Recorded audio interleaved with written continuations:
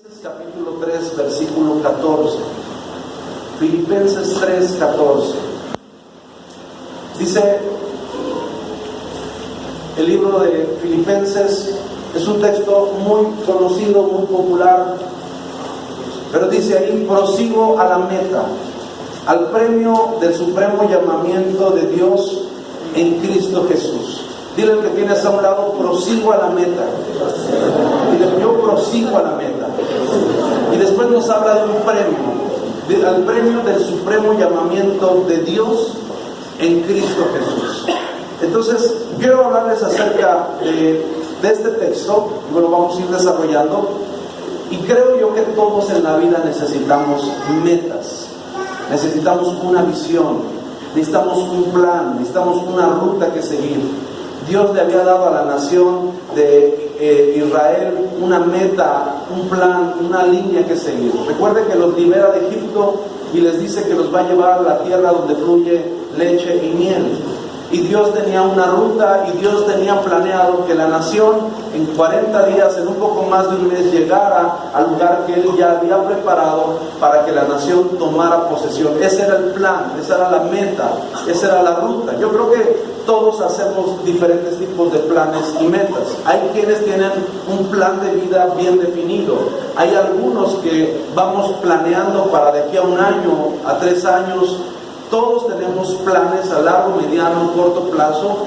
Algunos están más definidos, algunos están más claros, algunos están muy borrosos. Y obviamente también hay gente que no hace planes, que vive el día con día, que vive un día a la vez, pero no hay una visión más adelante, no hay una meta. O hay personas que hacen planes, que tienen una ruta, que quieren llegar a algún punto, pero muchas veces esos planes no son de Dios. A veces esos planes no son nacidos de Dios, a veces esos planes no son puestos de Dios.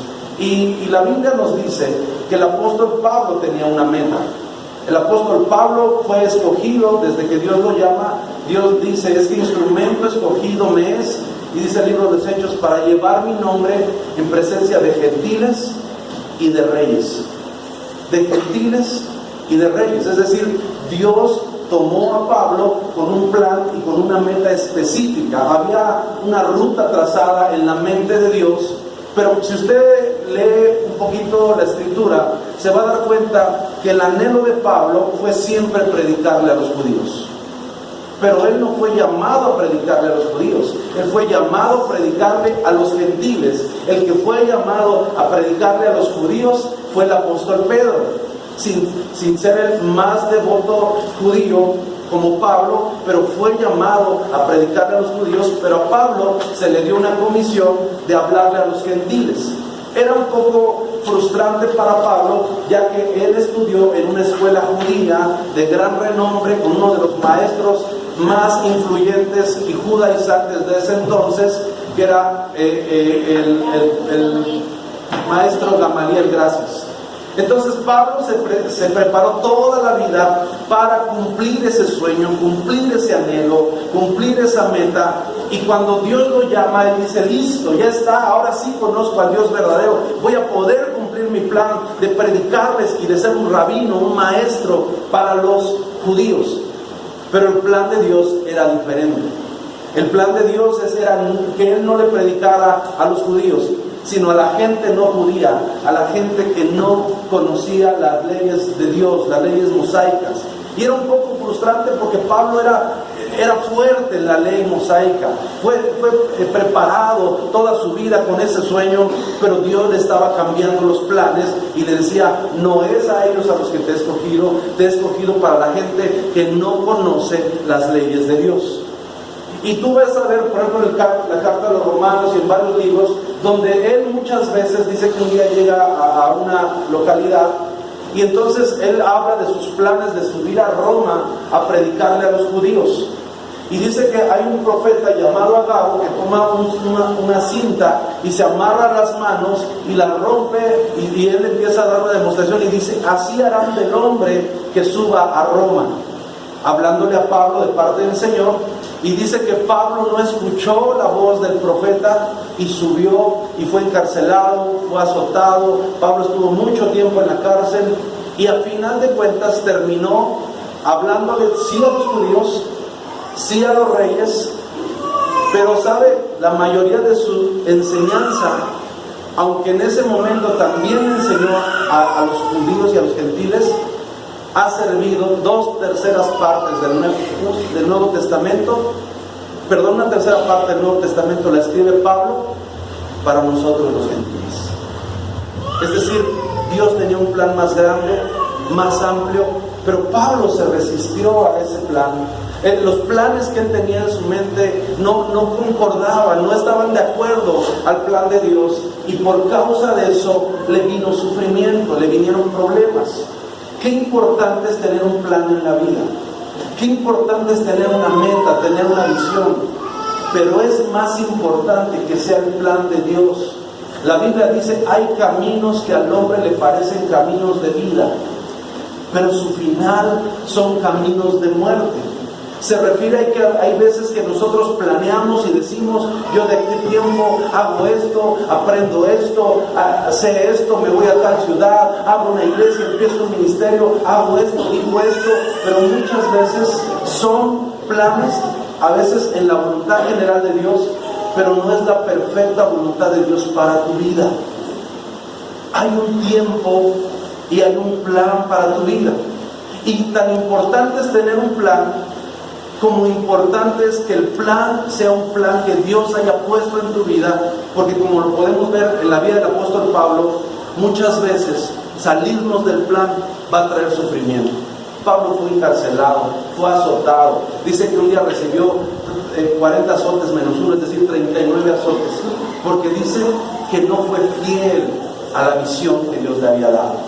Necesitamos tener una visión, necesitamos tener una meta, tener un plan, entender cuál es el plan de Dios y cuándo es el tiempo. Todos en la vida necesitamos una visión, una ruta que seguir. En el libro de Números, capítulo 32, nos habla de las 12 tribus y están a punto de llegar a la tierra prometida. Moisés sí está pastoreando aún a ese pueblo, una nación muy grande, muy numerosa. La mayoría de ellos han andado estos 40 años quejándose y murmurando y criticando y viendo los errores y las fallas de Moisés, de Aarón y de todo el mundo, y un pueblo que no paraba de murmurar, de hablar, de criticar, a veces algunos codiciaban el poder, a veces algunos decían, ¿a poco nada más Dios habla por Moisés? ¿A poco no puedo yo también abrir una iglesia?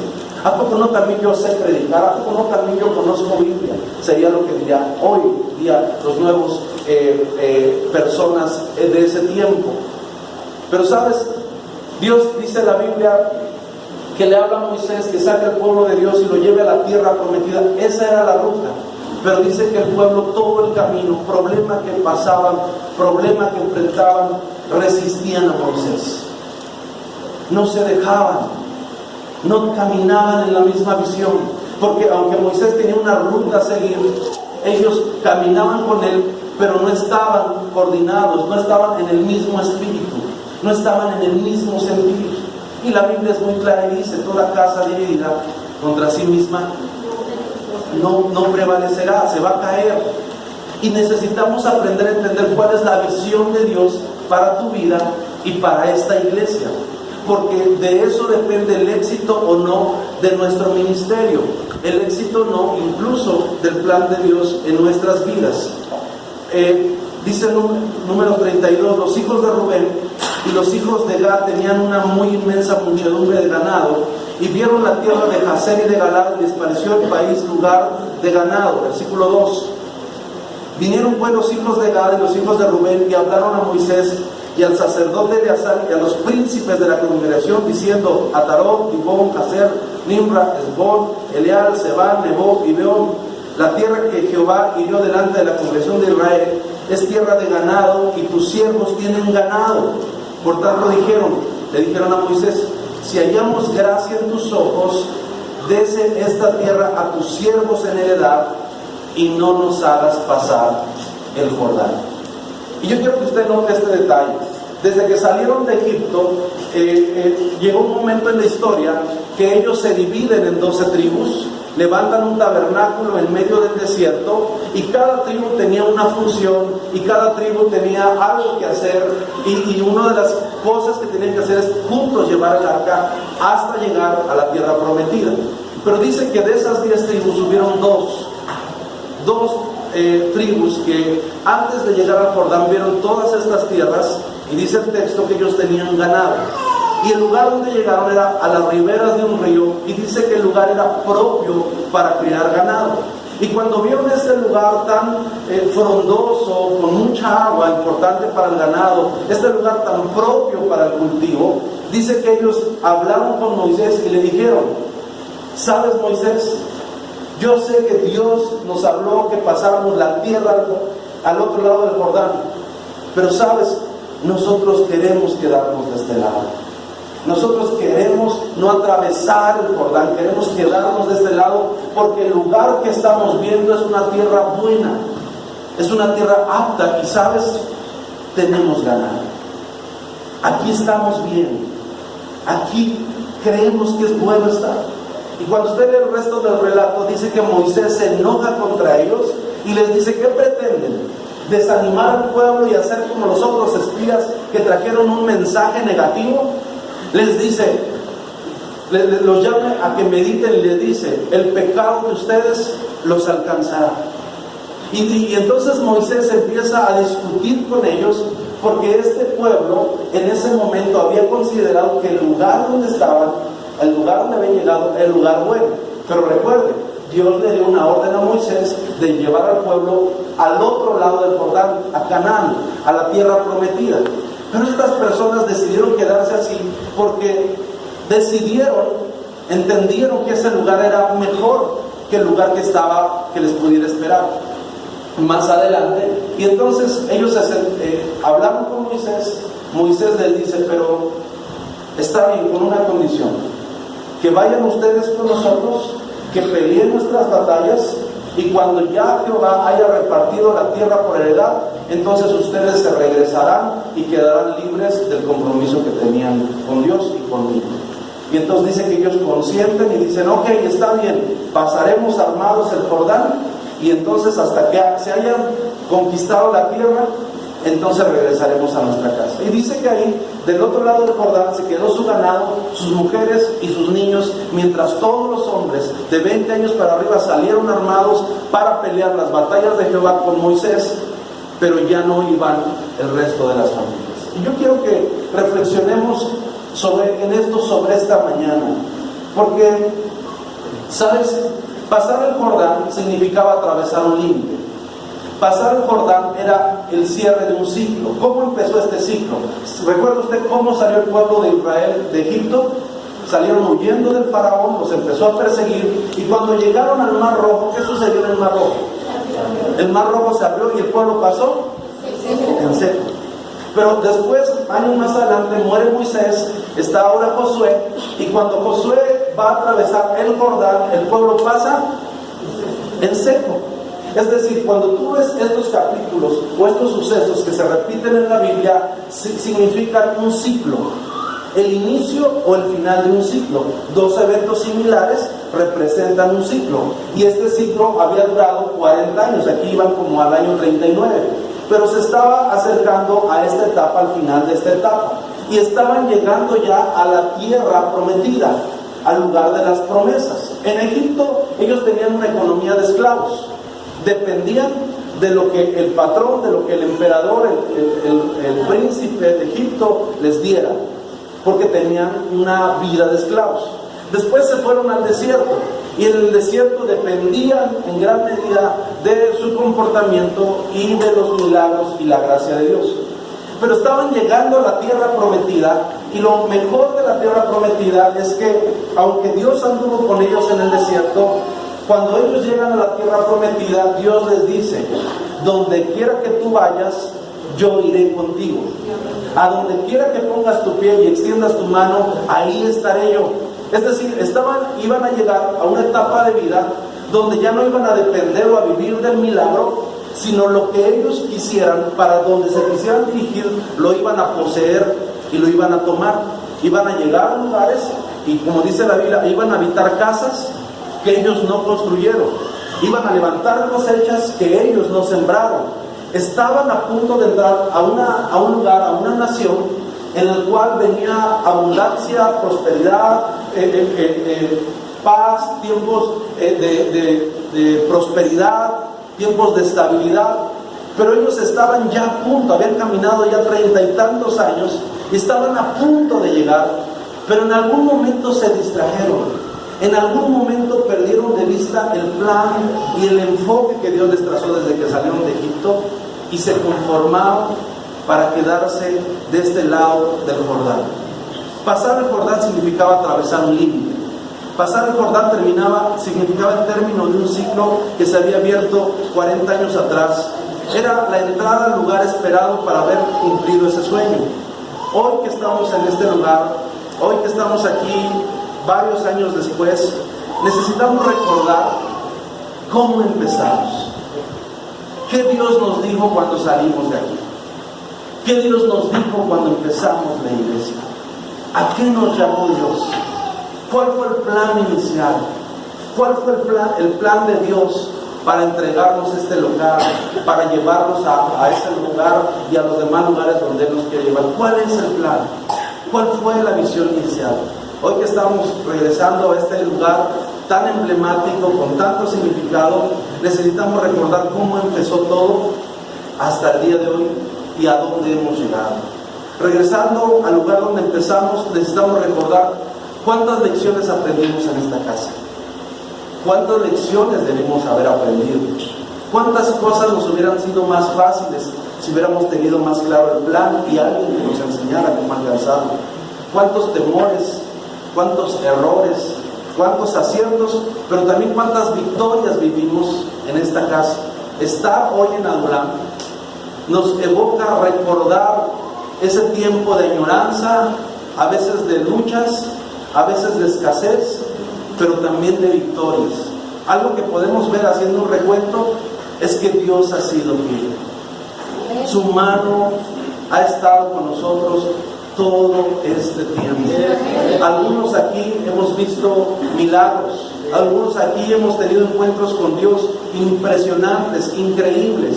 Y esto ha pasado en este tiempo de este lado del Jordán, en lo que llegábamos a esta etapa donde nosotros estamos. Pero estas dos tribus que se quedaron de este lado del Jordán, Rubén y Gad, ellos decidieron quedarse de este lado por una razón importante. Porque dijeron ellos, y es que tenemos ganas. Y yo quiero hablarte hoy acerca de la importancia de proseguir a la meta, de no detenernos, de avanzar, de continuar, sin importar si es duro, si es difícil, si a veces se pone áspero, ríspido el camino. Necesitamos aprender a perseverar en el camino del Señor, aprender a perseverar en la casa, en la unidad, en el llamado que Dios nos dio como casa y como iglesia. Estas dos tribus se quedaron ahí porque dijeron, tenemos ganado. ¿Sabes qué los detenía del otro lado del Jordán? Los intereses, las posesiones, sus bienes, su casa, su negocio, su trabajo, su oficio, su profesión. Siempre ha sido el dinero un factor determinante en las decisiones que a veces tomamos para Dios.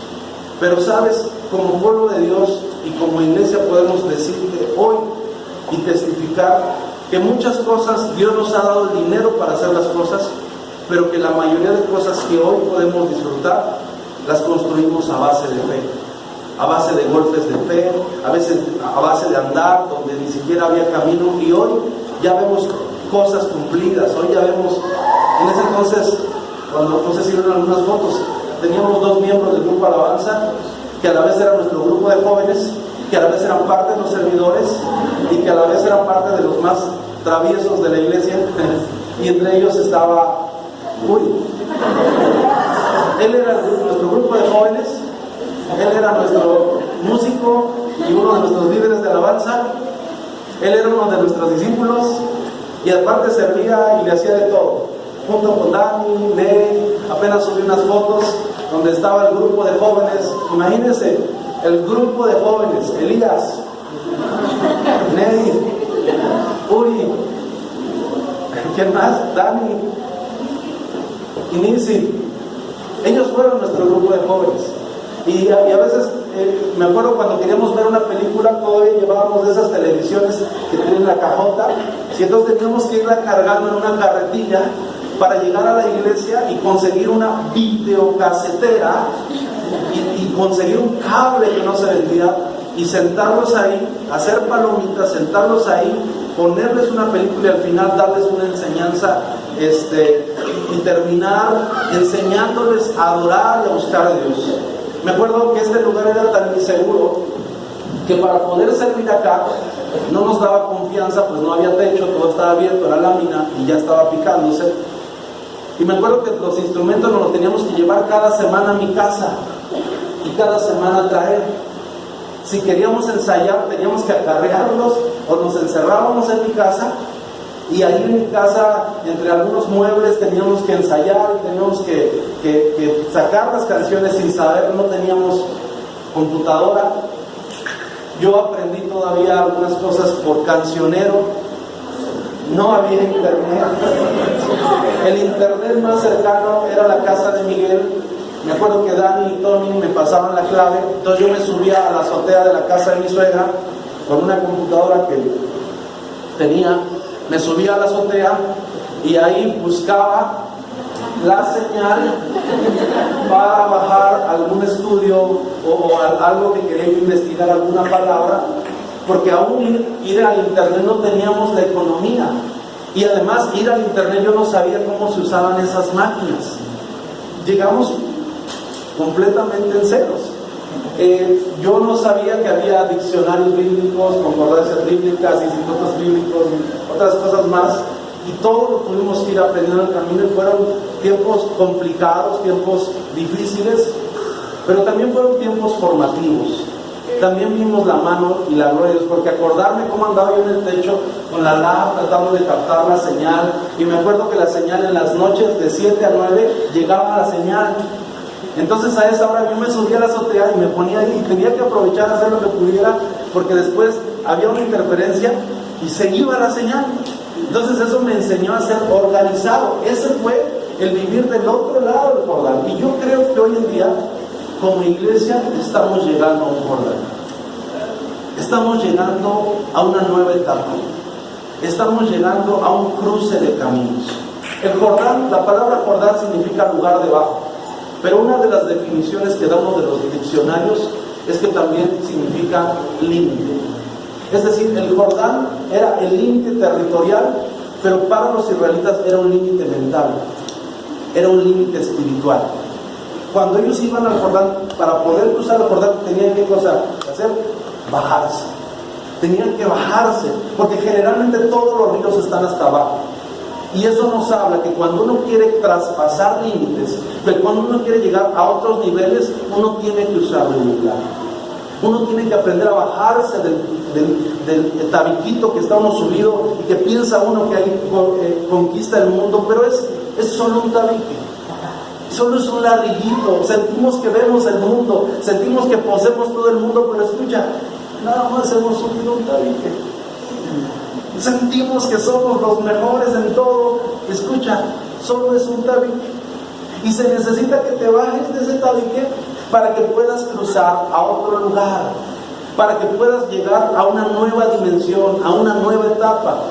Muchos, hay cosas que nos detienen de este lado del Jordán y que no hemos avanzado y que no hemos podido ver lo que Dios ha planeado para nosotros, y yo quiero hablar de 4 cosas que necesitamos cuidar. Número 1, lo primero que tienes que hacer para cruzar tus límites, para avanzar, es que no te conformes con lo bueno. Lo bueno es enemigo de lo mejor. Escucha, por ejemplo, dice que ellos tenían ganado, tenían aguas, tenían una tierra fructífera, y estaba muy bien porque ahí ellos vieron que podían prosperar. Pero escucha, no era el lugar que les había asignado Dios. Era una tierra buena, pero no era la tierra mejor que Dios les quería dar. Cuando tú y yo tenemos cosas buenas, por tener algo bueno dejamos de buscar algo mejor. Por eso es que hoy te estoy compartiendo esta parte. Lo bueno es enemigo de lo mejor. Esta semana uno de los Ami y Elías nos hicieron favor de hacer este rótulo y la verdad les queda siempre muy bien. Después les digo el secreto, pero lo hacen muy bien. Y nos cambiaron el logo anterior y les quedó muy bien, pero estábamos platicando con ellos y les decíamos que vamos a hacer algunas remodelaciones aquí, vamos a poner tamarrock y vamos a hacer algunas cosas que hagan que se vea hermoso el altar. Pero escucha, yo le decía a Elías, no le metas tanto para que no se vea tan bonito, porque si se ve bonito, ¿qué crees que va a pasar? Ya no lo vamos a ver también, porque lo bueno es enemigo del mejor. Y cuando tú tienes una visión y cuando tú quieres lo mejor, a veces vas a tener que dejar buenas oportunidades, buenas cosas, porque vas para lo mejor. A veces lo mejor para ti no es lo mejor de Dios para ti. Por eso es que tenemos que buscar qué es lo mejor para nosotros, pero desde la perspectiva de Dios. Para un niño de 5, de 7, de 10 años, ¿qué es lo mejor para comer? Hamburguesas, hot dogs, pizza, con mucha cápsula, refrescos, jugos, tacos, marucha. Ahora tú le preguntas a un niño, dices, papá, pero es que eso está bien bueno.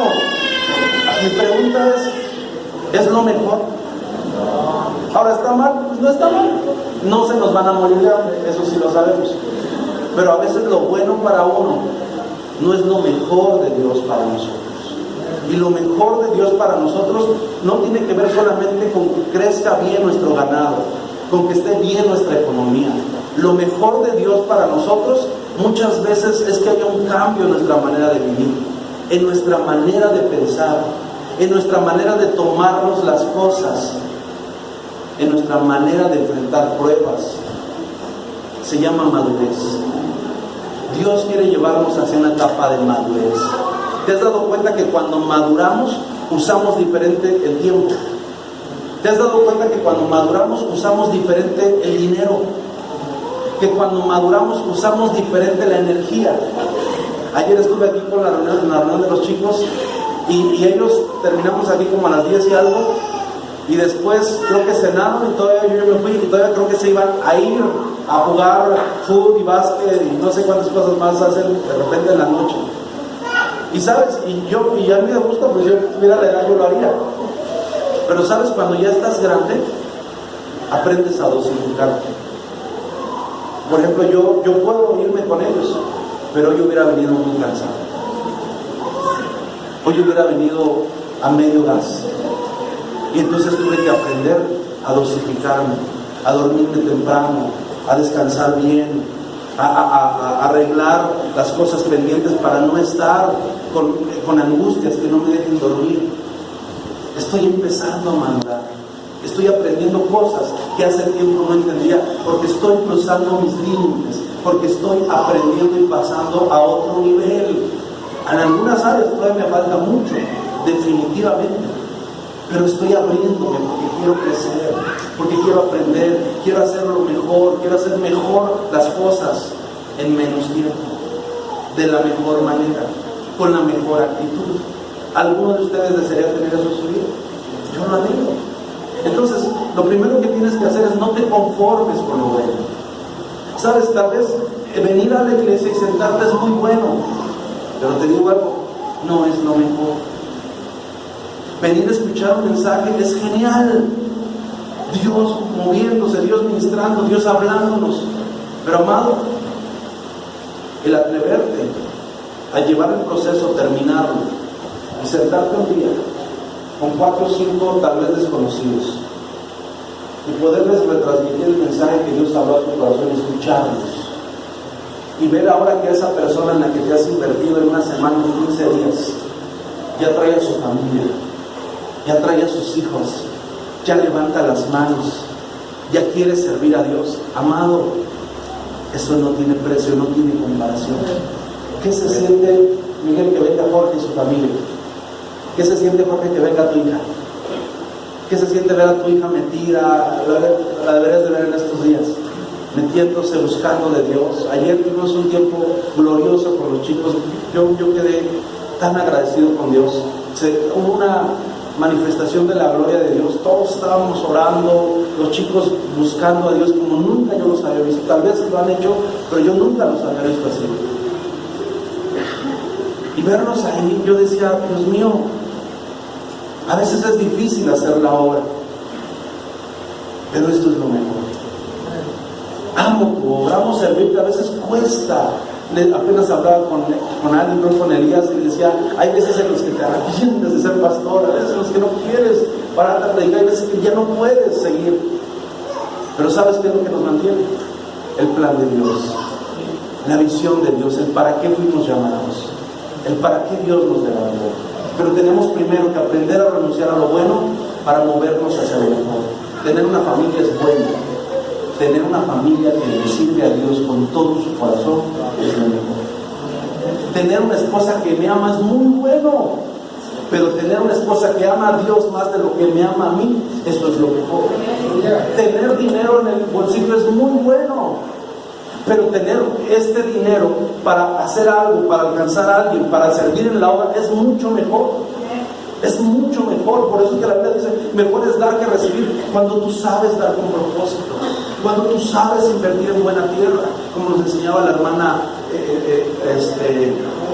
Maya, de una semilla de aguacate 70 y tantos aguacates salen. Pero cómo necesitamos aprender a ver semillas en lugar de pesos, propósito en lugar de trabajo, llamado en lugar de disciplina. Muchos nos detenemos porque vemos con los ojos naturales, pero hemos dejado de ver con los ojos de Dios. Por eso el primer consejo, número 1, lo bueno es enemigo de lo mejor. No te conformes con lo bueno. Recuerda, siempre hay una manera fácil y rápida de hacer las cosas. Hasta Chabelo lo sabe, hermano.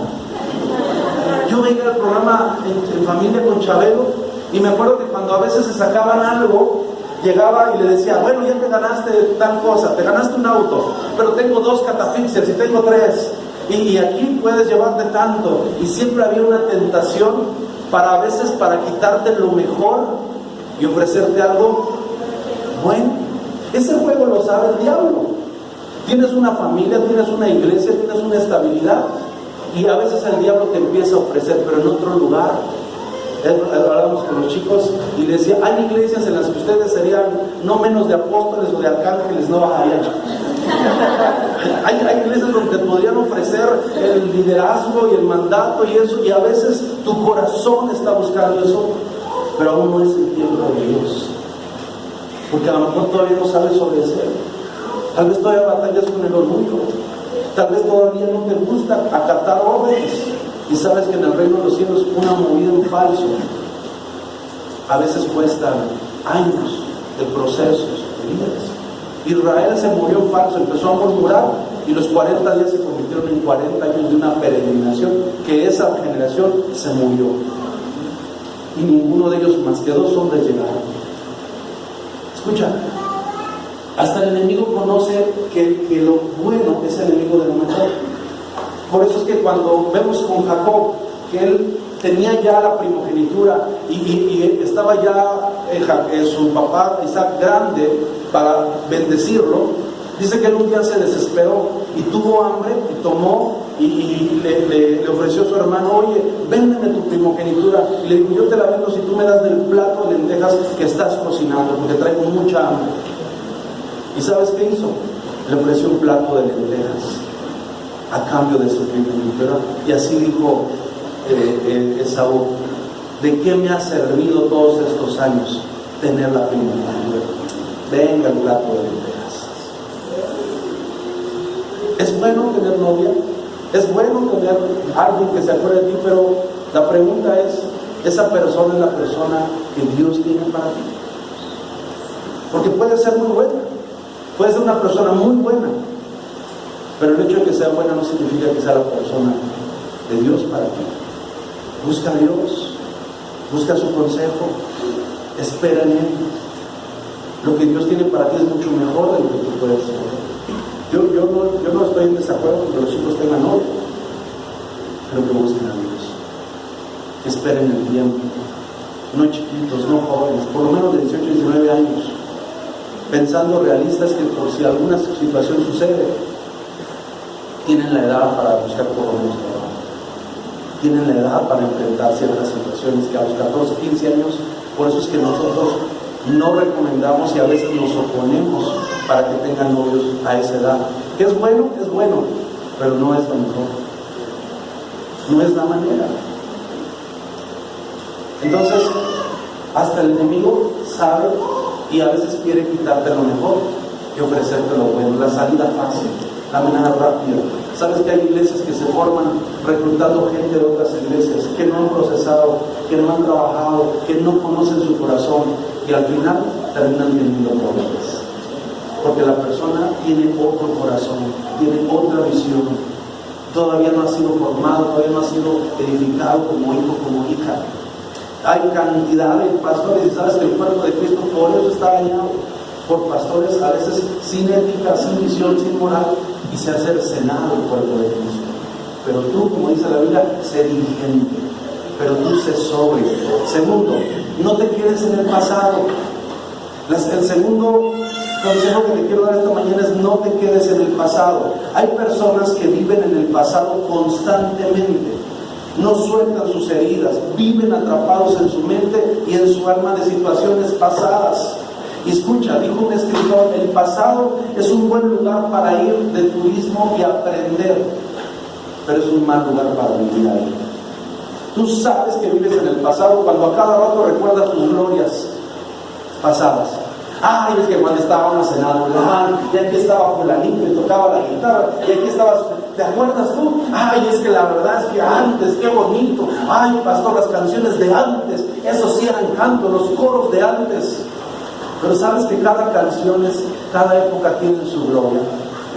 Y hay mucha gente que deja de disfrutar la presencia manifiesta de la adoración que Dios está desatando hoy en día, porque viven atados a los himnos, a los coros, a las canciones anteriores. Hoy los chicos nos hicieron suspirar con las canciones de inspiración.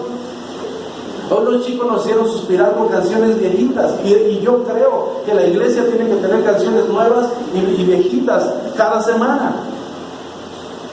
Pero no nos podemos quedar atados al pasado, pensando que los tiempos pasados, como dice Eclesiastés, fueron mejores. Hoy Dios se está moviendo de una manera diferente. Sabes que hoy la alabanza de hoy en día es más profética. Anteriormente era más almática. Anteriormente había más himnos. Todos son parte del culto y de la edificación de la iglesia y tienen una gloria y tienen una función cada canto. Pero sería un error aspirar a tener un mejor futuro solamente soñando y recordando cosas del pasado.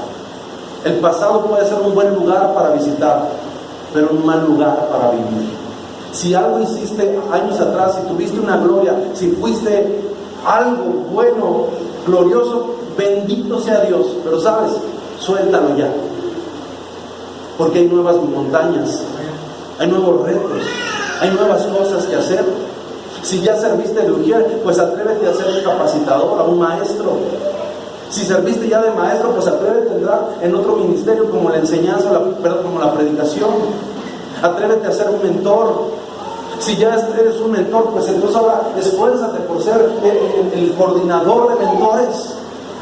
Si ya eres asistente, pues esfuérzate en ser una persona en la parte administrativa. Crece, avanza. Porque el pasado es bueno y nos alienta, pero vivir en el pasado es renunciar al futuro. Vivir con heridas o con glorias pasadas es vivir atado a una piedra de lo que pudo haber sido o de lo que fue. Tercero, cumple lo que prometes. Estos hombres salieron de Israel, de Egipto, y necesitaban llegar a la meta. Caminaron 40 años y a punto de entrar se desviaron. A punto de entrar se desviaron. Y eso me recuerda a la esposa de Lot. Dice que cuando Abraham y Lot se separan, que la tierra donde llegaron se corrompió. Y dice que toda la gente hacía cosas terribles.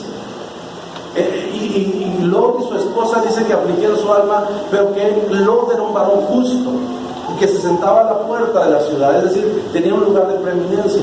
Y yo creo que la esposa de Lot también lamentaba porque había sodomía, había violación, había homosexualismo, había perversiones en la calle. Estaba muy común, parecido al tiempo que se está desatando en este tiempo. Pero yo creo que esa mujer estuvo orando por muchos años, por un cambio, por una nueva vida. Por aquí están los saludos. Porque las cosas fueran diferentes, porque Dios manifestara su poder y su gloria. Y un día, dice la Biblia que vinieron dos ángeles. Y dice que la gente quiso tomar a estos hombres y empezando a forcejearse con ellos. Lot, fíjese cómo estaba la mente de Lot, que dice la Escritura que para defender a estos ángeles, Lot dijo: yo te ofrezco a mis hijas, pero a ellos no los tomas.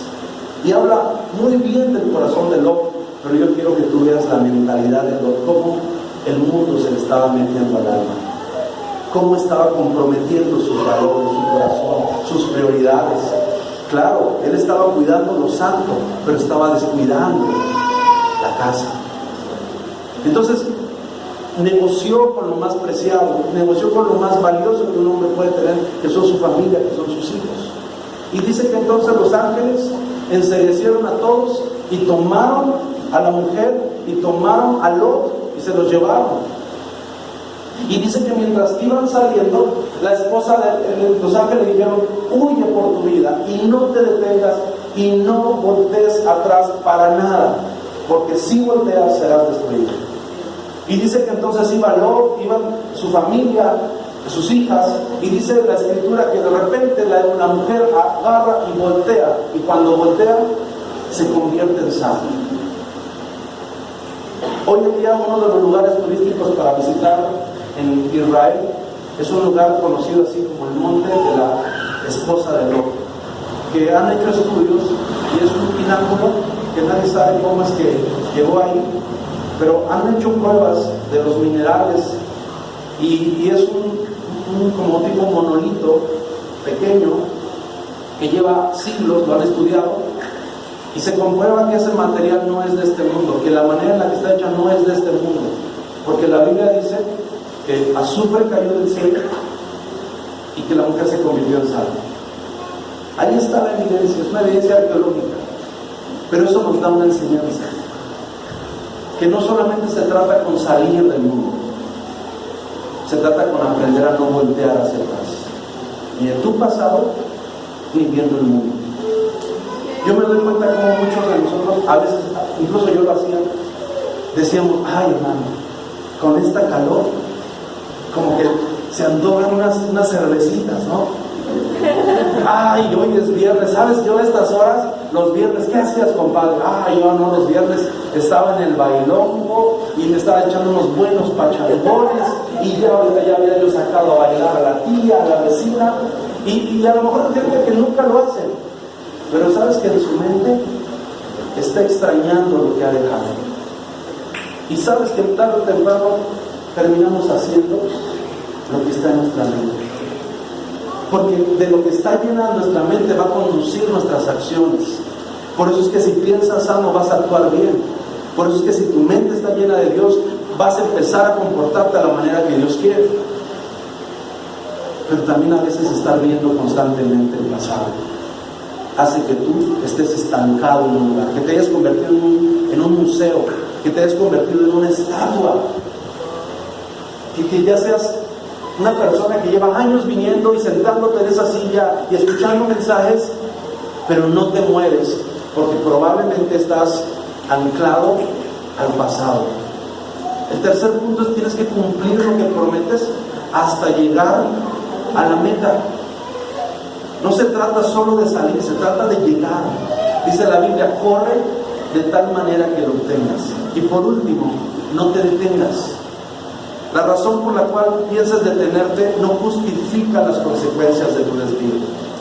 Yo sé que para muchos de nosotros a veces la situación matrimonial puede ser muy complicada. Yo sé que para muchos la situación familiar, económica, la situación en casa puede ser muy complicada. Pero escucha, un divorcio no es la opción. Abandonar la iglesia no es la solución. Abandonar el ministerio, abandonar a tus hijos, abandonar a tus padres, abandonar a tus hermanos, no es la solución. Te voy a decir por qué. Porque cuando tú te separas o te divorcias, en el momento que te divorcias te da alivio, te sientes tranquilo, dices, ay, por fin, ya no está esa vieja que me estaba diciendo, y macháquele, ya, por fin me puedo parar la que quiero, puedo dejar los zapatos donde se me antoje, me voy a comer lo que quiera sin que me esté diciendo que ya estoy muy gordo, que ya no tome coca, ya me libré, ahora sí, me voy a poder ir con mis amigos, ahora sí voy a poder ir a donde yo quiera sin que nadie me diga qué hacer. O salirte de tu casa. Y sí, al principio es agradable, al principio te da alivio, sientes una nueva libertad, siempre hacer algo nuevo te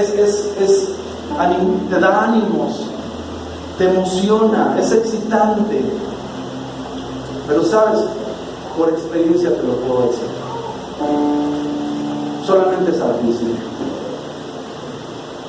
Porque cuando tú te separas, las primeras semanas gastas lo que quieras, te compras ropa, te compras camisas. Si eres joven, yo me fui de mi casa 4 veces. Y por 3 o 4 meses estuve fuera de mi casa porque me enojaba con mi mamá, porque huía de mi mamá. Platicaba apenas con alguien de aquí de la iglesia y le decía, yo me fui varias veces de mi casa más tarde. Y a mí cuando yo estaba decía, ay, ahora sí nadie me va a mandar, aquí voy a hacerlo yo, ahora no tiendo mi cama porque nadie me dice. Y estando allá, estuve viviendo un tiempo en Tepic, otro tiempo en Veracruz, en Tampico, en Uruapa, estoy muy rebelde. Era muy orgulloso, era yo muy selectivo. No me gustaba que me corrigieran, no me gustaba que me llamaran la atención, siempre quería tener la razón. Y siempre quería que las cosas se hicieran a mi manera. Y mi mamá me toleró mucho tiempo, hasta que un día me dijo, si te vas a ir, vete. Esta vez ya no te voy a ver, porque tú no aprendes. Y me dejó ir. Y yo dije, vaya, hasta que lo entendió, pues yo soy grande, yo ya sé trabajar, yo ya me sé valer, yo ya no la necesito. Después me dijo mi mamá que sufría. Después me dijo que por las noches lloraba.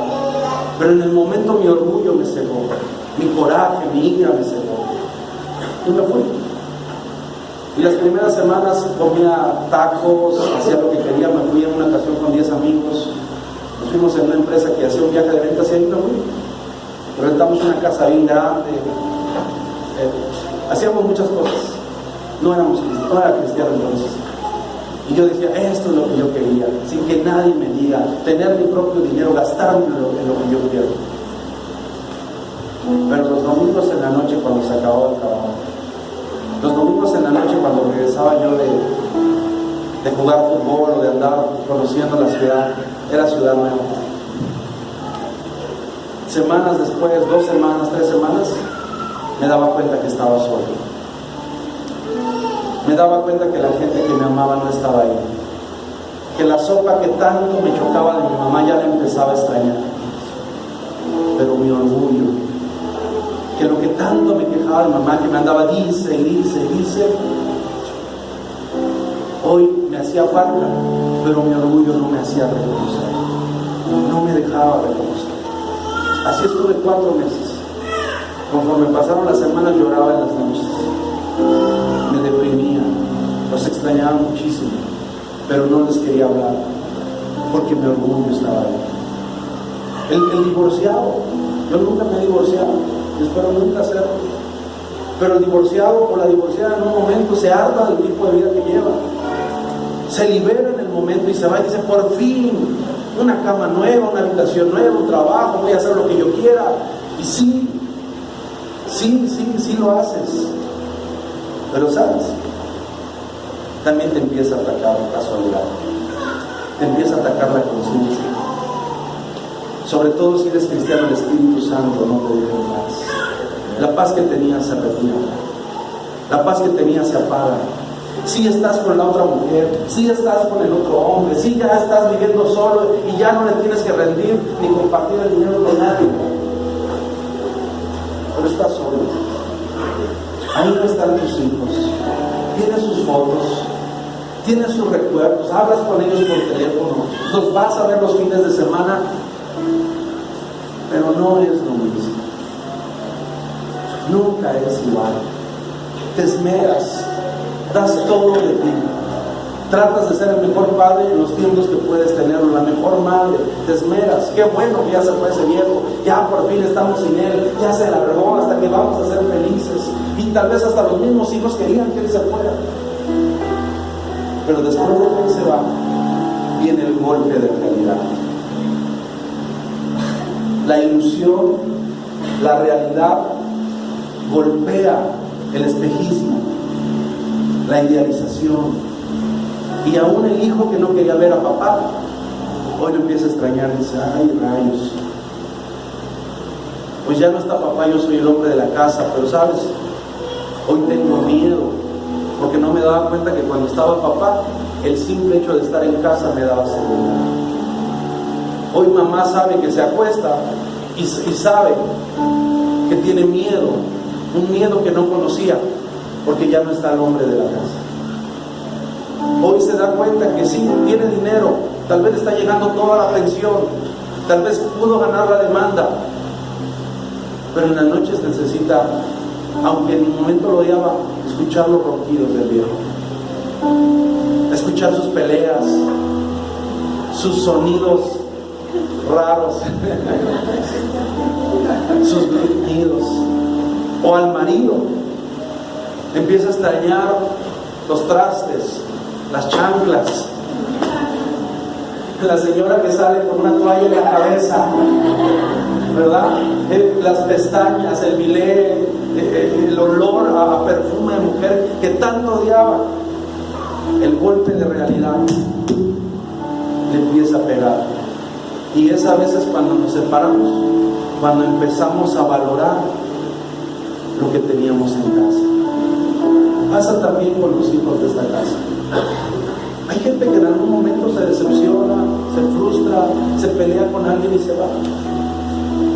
Y sabes, es a veces estando fuera, es a veces llevando la vida de hijo pródigo, como te das cuenta lo que decía el hijo pródigo: tanto alimento hay en la casa de mi padre y yo con hambre.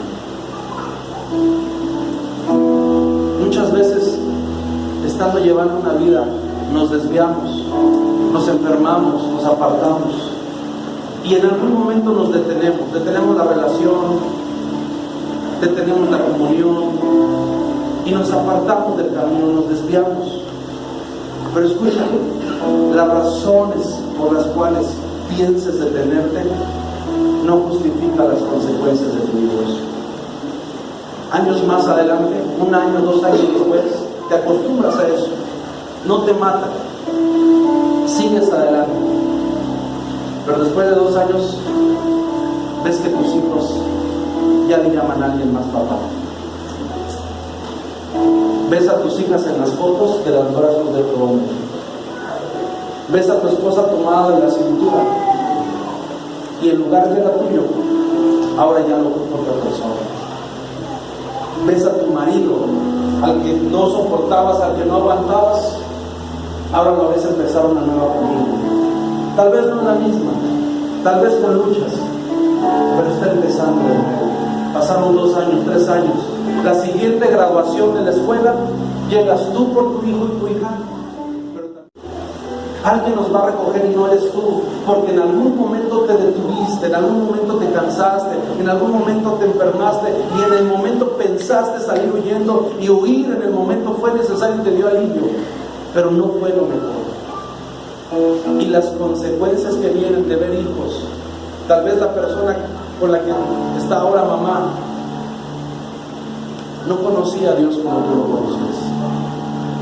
Tal vez no es malo, tal vez es una buena persona, tal vez los trata mejor que tú, tal vez es más cumplida ella que la que era tu esposa, tal vez cocina mejor que tu esposa, tal vez lo atiende mejor que tu esposa,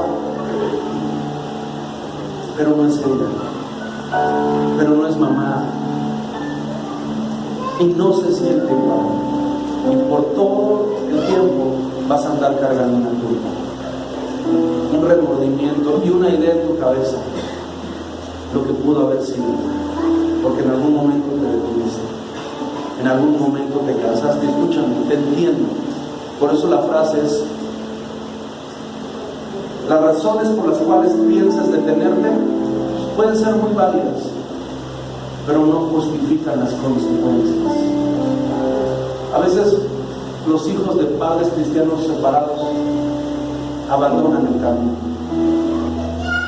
ya no buscan a Dios, se apaga el fuego.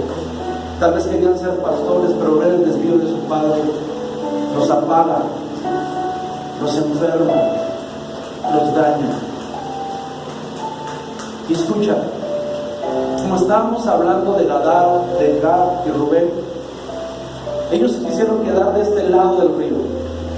Ellos le dijeron a Moisés: ya no vamos a seguir contigo, tú vete con la iglesia, pero nosotros ya no vamos. Aquí nos quedamos, aquí nos buscamos otro lugar, aquí nos hacemos nosotros una iglesia, aquí nosotros seguimos. Y dice que Moisés no era su plan, pero lo aceptó, y dice la Biblia que los bendijo. Hicieron un convenio, fueron, pelearon las guerras, ganaron y les regresó a su heredad. Pero ¿cómo termina esta historia? ¿Quieres saber cómo termina esta historia? Años más adelante, 400 años aproximadamente más adelante, el hijo de un carpintero, Jesucristo de Nazaret, está caminando en Jerusalén y es el tiempo cumbre de su ministerio. Hace milagros y señales por todos lados. Y en ese tiempo, un día, dice que él es movido por el Espíritu y cruza el mar de Galilea y llega a la región de Gadara, que es la tribu de Gad, el lugar de Rubén. Y dice que al bajar de la barca, ahí se encuentra un hombre endemoniado, que lo tenían que atar con cadenas, que lo tenían que atar con grillos. Y dice que entonces él llega y lo libera. Pero todo el pueblo, los de Gad, estos de Gad del Antiguo Testamento, que se quedaron de este lado del Jordán, los de Gad, dice que al ver que el hombre había sido liberado, tuvieron miedo de Jesús y le dijeron: no te quedes entre nosotros, vete, no te queremos, vete, vete, vete. Y dice que cuando vieron que la razón por la cual se movieron a eso es porque dice que ellos ahora, recuerden, se quedaron aquí porque tenían ganado, pero ahora dice la Biblia que estaban criando cerdos. Y ningún judío en su sano juicio criaría cerdos, porque los cerdos son considerados uno de los animales inmundos para el judío. Se apartaron de la fe. Josué capítulo, me parece que 22, dice que construyeron un altar a Dios, y que entonces las 10 tribus, al enterarse, fueron para ellos a pelear porque los querían matar. Ahora sus hermanos se habían vuelto contra ellos y descubrieron que no era para levantar un altar, que era para tener una réplica de lo que estaba pasando del lugar de adoración de la tierra prometida. Pero ellos querían tener un culto y se desviaron. El final de la historia es que los que se quedaron de este lado del Jordán terminaron desviados, terminaron apartados, porque Dios, que los sacó de Egipto, tenía un plan, tenía una meta, tenía una visión. Lo bueno es enemigo de lo mejor. Y escucha, Dios no nos ha traído hasta aquí para volver atrás. Dios no nos trajo aquí solo para contar historias. Yo no creo que estemos aquí por las elecciones. Tuvimos que tomar esa decisión porque estaba ocupado Café, pero yo creo que estamos aquí, Café, para recordar el plan inicial y a qué nos llamó Dios: a ser discípulos, para hacer la diferencia. No abandones el plan original, no abandones a tus hijos, no te divorcies, no abandones tu casa, hijo, no abandones a tus padres, padres no abandonen a sus hijos, cancela el trato de divorcio, cancela la plática con el licenciado, sácate de tu mente eso, porque en el momento tú estás viendo y te va a dar alivio, pero tú y tus hijos, tú y tu casa pueden terminar criando cerdos. No es que te lo deseo, esto es historia, y ahí está, y búscale, investígale. porque en algún momento decidieron hacer su voluntad y no la del Padre.